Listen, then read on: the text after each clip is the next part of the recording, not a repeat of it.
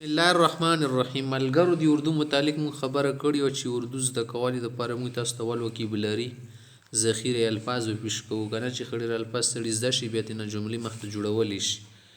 2 سبق یې شوي، نن 3م سبق کې مونږ د ځناورو نور نومونه تاسو له ښایو چې کوم تاسو زده کړي دي ویلي م دي نو هغه خو همسې زده کړي دي. بقیه چې کوم نومونه دي حشراتو لړ دي وغیره حیوانات دي دا تاسو ته په ترتیب مونږ ښایو.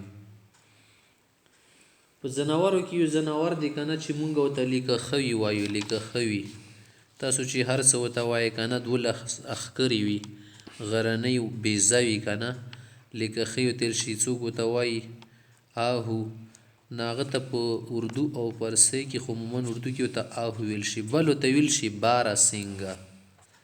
باره خو 12 ته ویل شي که نه، سینګه منه اخکر، یعنې باره سینګه وي ته غرنۍ وزې څه دي چې ډېر اخکرې وي شخونه ته باره سینګه ویل شي. بل یو جانور دی موږ سره چې هغه ته موږ څه وایي د 20 په شان دی روغ دی خو بیزو وي که نه شادو ورته ویل شي. شادو بیزو هغه ته په اردو کې ویل شي بندر.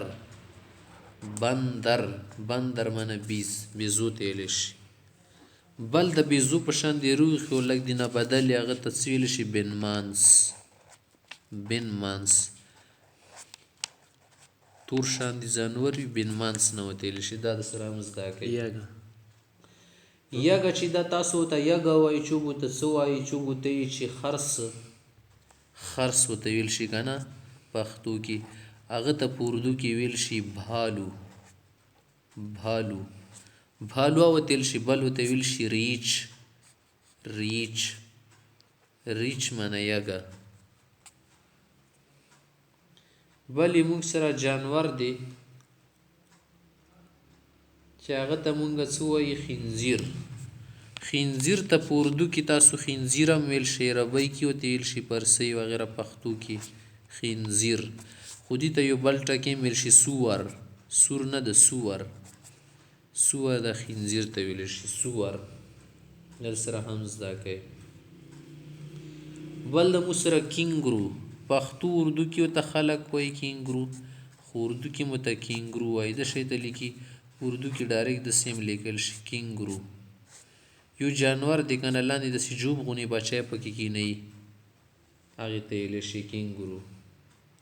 یو جانور د خنزیر په شان دی روغ خو غټ شان دی اخکر یې مې ول کوي هغه ته خلک چې شي نه وایي ګینډه. یو خنزیر وي که نه یو د خنزیر په شان دی بل جانور ته ګینډه ویل شي ګینډه.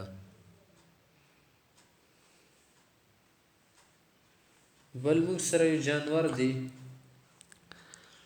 چې هغه ته خلک چې نه وایي د پیشو په شان دی روغ دی سوربوني په شان دی چچوندر ورته ویل شي. چچوندر مشهور جانور دی په دغو ځایونو کې نه ښه د نورو ملکونو کې میلیږي چچوندر. لکه کله یو کس ته خلک وایي تم چچوندر کی طرح ہو، معنی ډېر شیطانک او چچوره انسان یې. چچوندر یو جانور دی د پیشو او د سربوني په شان دی روغ دی. پیشولمې ته خو ګلي هریل شي که نه بېګا ویلو صحیح ده. خادي سره یو بل جانور دی موږ سره چې هغه ته تاسو هوسۍ نه وایي. هوسۍ غریزه بیزه هرن ورته ویل شي اردو کې هرن ورته ویل شي. مشهور جانور دی. بل یو سپین شان دی خرونه دی برګ که تاسو لیدلي هغه ته ویل شي زیبرا ورته انګلیش کې مو ته زیبرا ویل شي. بل ورته ګورخر ویل شي ګورخر. دا چې دی که نه دا هم دې خره ته ویلی شي. ګورخر باندې مشهور دی خلک یې پیژني.